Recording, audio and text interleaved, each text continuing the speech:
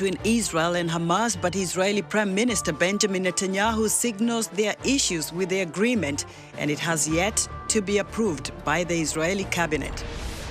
U.S. President Joe Biden's farewell speech caps his political career and warns on dangers of concentration of power and wealth. And President-elect Donald Trump's choice to serve as Secretary of State Marco Rubio faces tough questions on Capitol Hill. All this and much more coming up on today's Africa 54.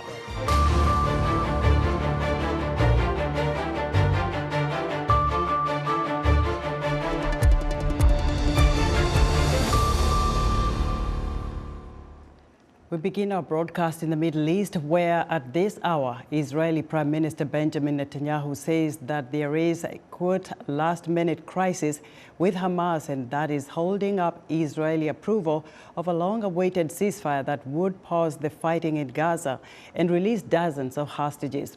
Netanyahu signaled there are issues with the deal following U.S. President Joe Biden and key mediator Qatar announced it was complete. Israel's cabinet is expected to vote on the deal Thursday, but now it is being delayed. Netanyahu's office says they won't meet until Hamas backs down, accusing it of reneging on parts of the agreement without elaborating. Meanwhile, Israeli airstrikes killed at least 72 people in the war-ravaged territory. White House correspondent Anita Powell has more on the tentative agreement from Washington. Celebrations in Gaza as beleaguered residents learned that, at long last, a ceasefire deal has been struck.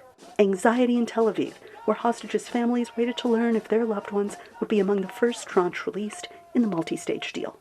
And relief in Washington, as President Joe Biden, nearing the final days of his presidency, hailed a three-phase ceasefire deal that ends 15 months of violence, displacement, and anxiety. Fighting in Gaza will stop, and soon the hostages will return home to their families. President-elect Donald Trump said on his social media network that he was thrilled by the deal and that his administration would build upon its success to expand the U.S.-mediated Abraham Accords to normalize Arab-Israeli relations.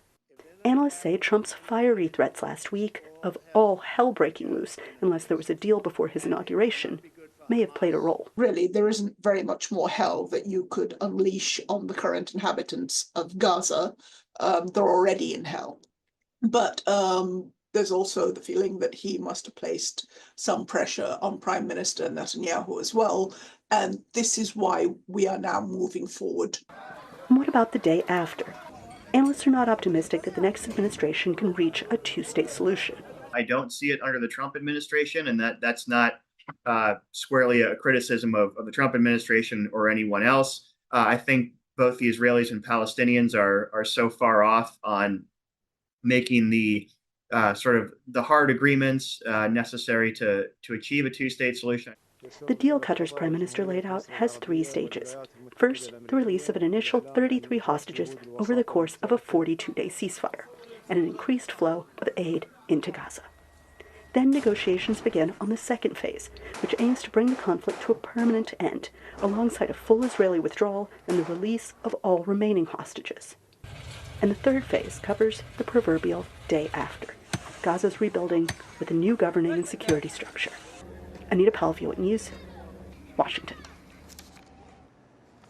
For more insight into how the tentative deal was reached and the next steps to finalize this agreement, I'm joined from Sarasota, Florida by Russell Stone, Professor Emeritus of Sociology and former Director at the Center for Israel Studies at American University. Professor, as you heard, there seems to be confusion on the ceasefire deal given Prime Minister Netanyahu's statement that there are issues with the deal plus Israel's strikes on Gaza that have killed more than 70 people. Your take? Well, both things are true. The agreement has been reached, but it's only going to come into effect on Sunday at the earliest. And it's yet to be finally ratified by each side. So in the meantime, the conflict is continuing. So what should we expect to see from both sides if indeed this deal will take effect? Well, the nature of the deal is going to be highly problematic down the road. Phase one, which is what we need to concentrate on at this time, the first 6 weeks, consists of a number of steps. And at each step along the way, a few hostages are released, and a few of the Palestinians jailed in Israel are released. So at each of these steps, which would in the end result in 33 hostages being released and about 1,000 Palestinians being released, each step along the way can lead to posturing and mini crises that will require continuing pressure and intervention. We know, Professor, that the United States, Egypt, and Qatar have been deeply involved in negotiating this ceasefire deal. But what do you think would be or are the key elements in leading this to perfection, that, we will be able to see a final ceasefire, there will be some sort of collaboration, and we can say this is over? Well, I don't think we'll be able to see that it's over. The new element is, of course, the insertion of the influence from the incoming American President Trump into the issue, both his threats, unspecified threats, that there would be great harm to the area, all hell breaking loose in his terms, and his sending a personal envoy, somebody who has no background or experience in negotiating diplomatically, but a great deal of experience in pressuring people, and has succeeded, along with President Biden's envoy, in apparently pressuring both sides to reach an agreement. Professor, no doubt this war has taken a huge toll on both sides, the Israelis and the people of Palestine as well. And we saw a lot of comments when the ceasefire deal was announced yesterday. People were very emotional, some talking about those they have lost, others hoping they'll be able to get back to their homes. But do you see a time when these two neighbors can really live peacefully? The long-term view is a difficult one. We know from history that all conflicts eventually come to an end. This one has been going on for more than 75 years of the existence of Israel, and more than 100 years of conflict over the area. It will go down in history as one of the longest-lasting conflicts in world history. When it will come to an end is completely unknown at this point. Do you see really goodwill in really ending this conflict? It has really taken a toll not only on those two countries, the neighboring countries, including us here in the United States, that had to get, some things done to get this over with. Well, there's goodwill on both sides, and there's also opposition and foot dragging on both sides. And this is the nature of the problem, that each of the major parties has to agree to reach some consensus and have the ability to implement a peace decision before it can actually take place. Professor Stone, thank you so much for your insight. Russell Stone is a professor emeritus of sociology and former director of the Center for Israel Studies at American University. In his farewell address from the White House Wednesday evening, President Joe Biden warned of the dangers in the concentration of power and wealth. His speech capped his decades-long political career and a 4-year term as president, book-ended by Donald Trump. White House Bureau Chief Patsy Widakuswara has more. President Joe Biden will leave the White House when his term ends on January 20th. In his farewell address Wednesday evening, he left a warning. The dangerous concentration of power in the hands of a very few ultra-wealthy people. The dangerous consequences if their abuse of power is left unchecked. Today, an oligarchy is taking shape in America of extreme wealth, power, and influence that literally threatens our entire democracy, our basic rights and freedoms. The president did not say who he meant by oligarchy, but some of the nation's biggest billionaires, including Elon Musk, have forged close ties with President-elect Donald Trump. Without naming anyone, Biden made a jab at the recent decision by Meta CEO Mark Zuckerberg that the social media company, which owns Facebook and Instagram, would stop working with fact-checkers. The free press is crumbling. Editors are disappearing. Social media is giving up on fact-checking. The truth is smothered by lies, told for power and for profit. Biden ended his term on a high note on foreign policy. Just hours earlier, he announced that Israel and Hamas had reached a ceasefire and hostage agreement in Gaza. The deal will largely be implemented by the incoming administration. That's why I told my team to keep the incoming administration fully informed, because that's how it should be, working together as Americans. In a letter released Wednesday, Biden reflected on how his administration began in the shadows of COVID and the January 6th attack on the U.S. Capitol by a mob of Trump supporters intent on overturning the result of the 2020 election that Biden won. Biden is leaving office after one term with only a 39% approval rating, according to Gallup.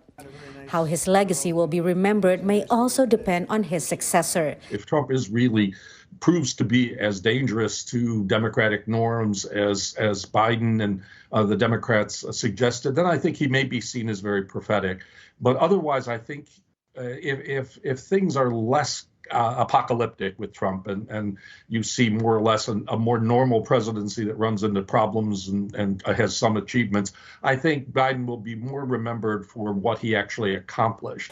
Biden's accomplishment, the White House said, include leading a strong economic recovery.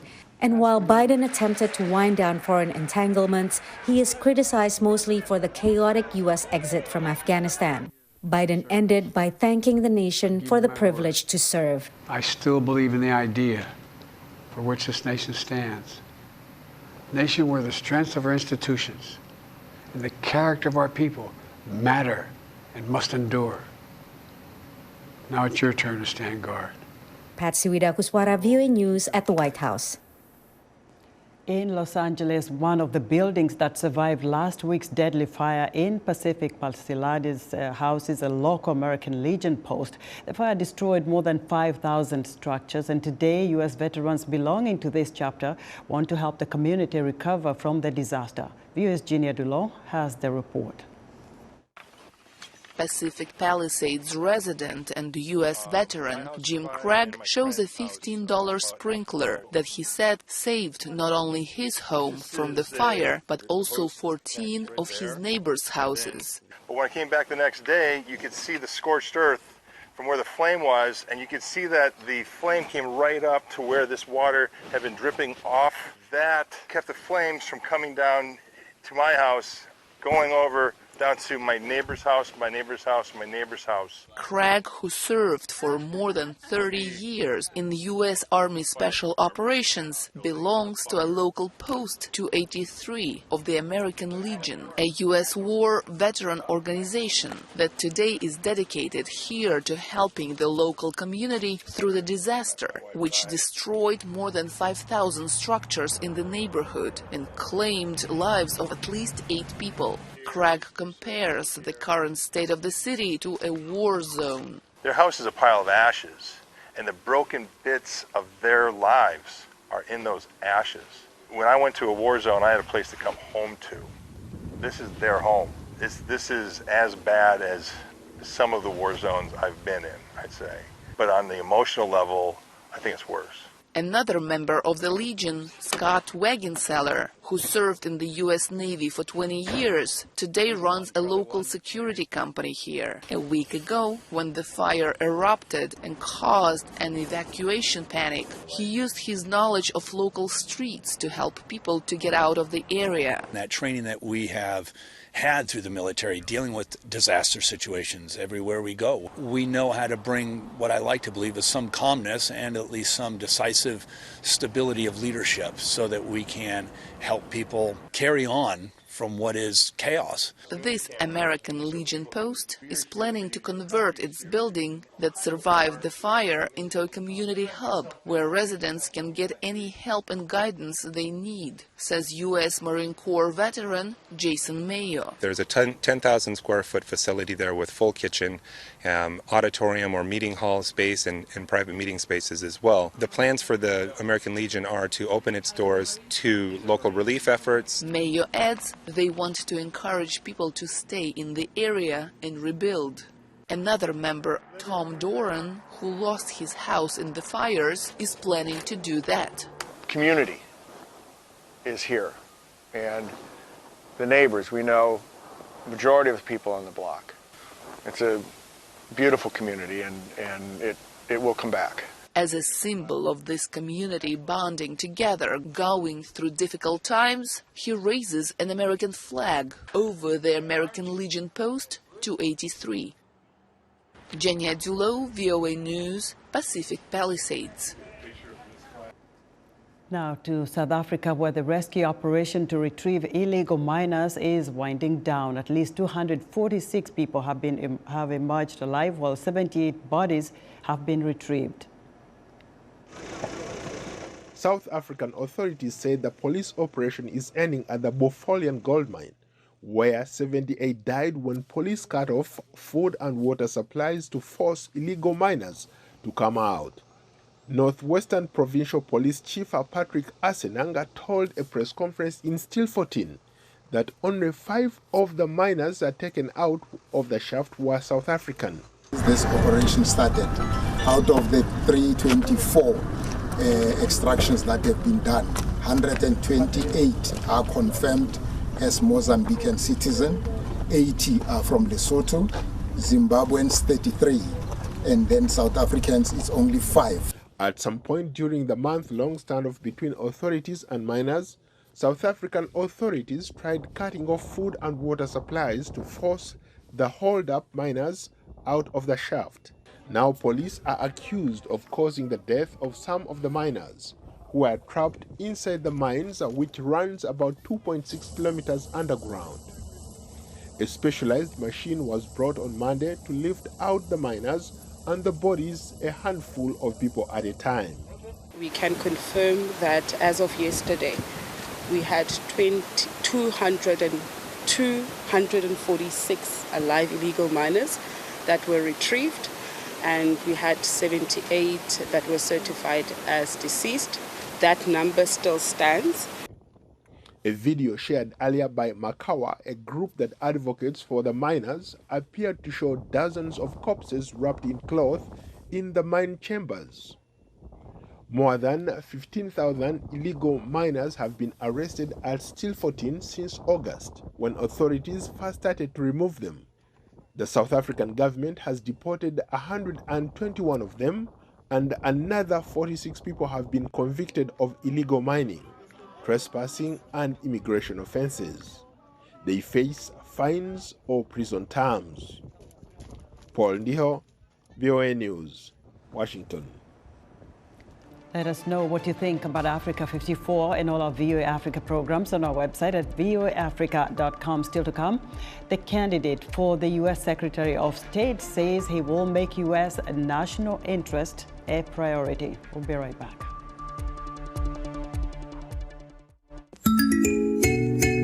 Home is where your style shines. The Afro-Hemian style is redefining how we express culture through decor by blending vibrant African heritage with the relaxed and eclectic vibes of modern design.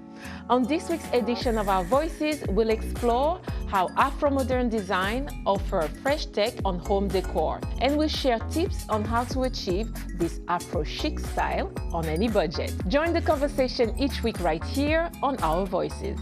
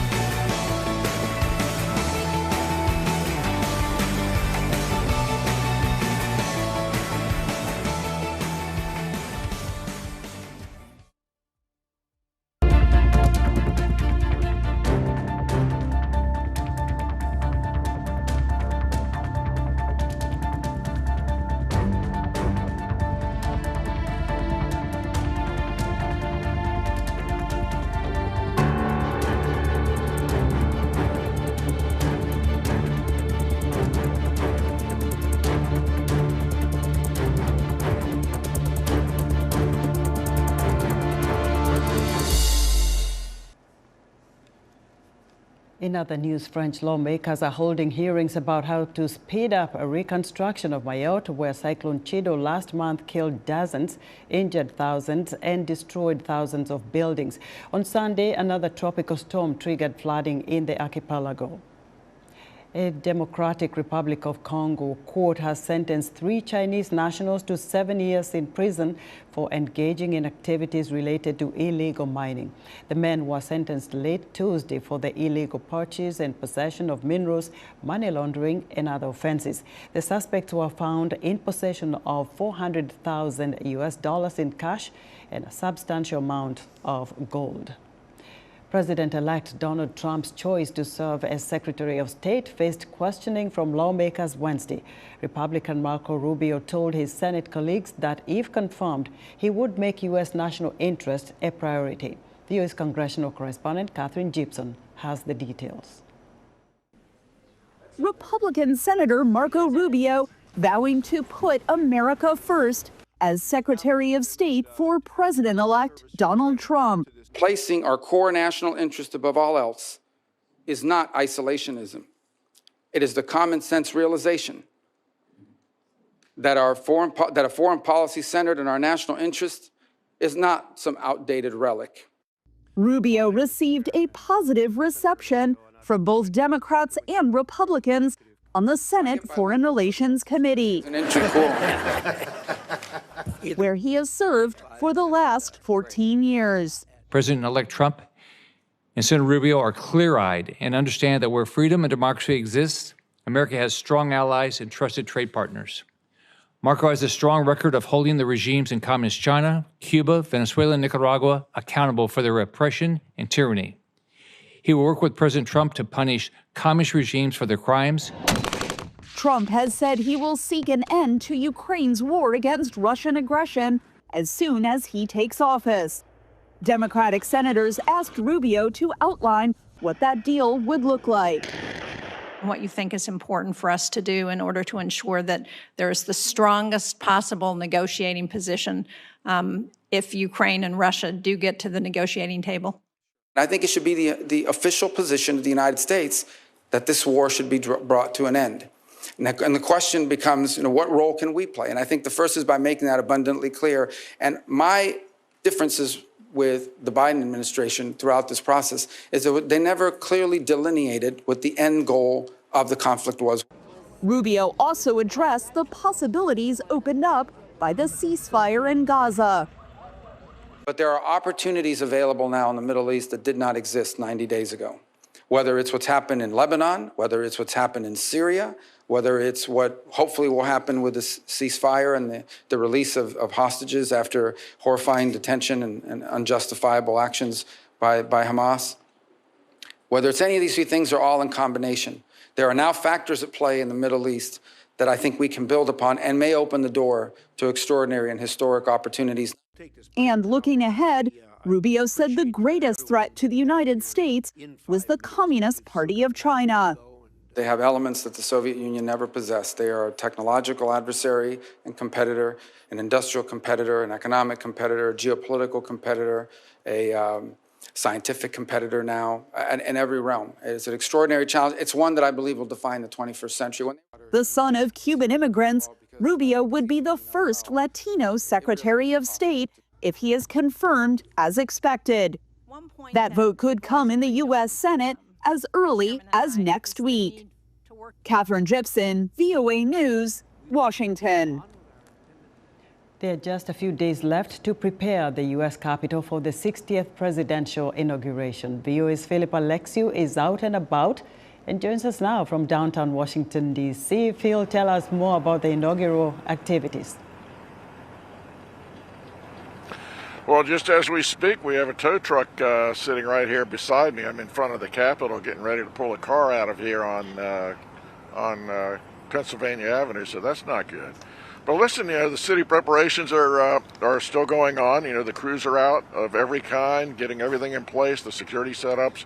And also, they've got the scaffolding, the cameras are getting set up on the Capitol. But, keep in mind, there's a lot going to be going on between now and Inauguration Day. There's going to be a number of protests beginning on Saturday morning there's going to be sort of a People's March on Washington, and organizers really telling the National Park Service that they expect about 50,000 people for that event at Freedom Plaza around the Washington Monument grounds. Now, 8 years ago, in President Trump's his first inauguration, if you'll remember, there was that women's march that ended up bringing in almost 500,000 people back in 2017. But this march coming up on Saturday is going to be about democracy and immigration and sort of the climate, and also some pro-abortion marches there as well. But at the same time, there'll be the president's reception, there'll be some fireworks taking place, there'll be a cabinet reception that day, and also and a vice president's dinner will be taking place. And on Sunday, there'll be a Trump rally, a victory rally, if you will. It's planned for the Capital One Arena.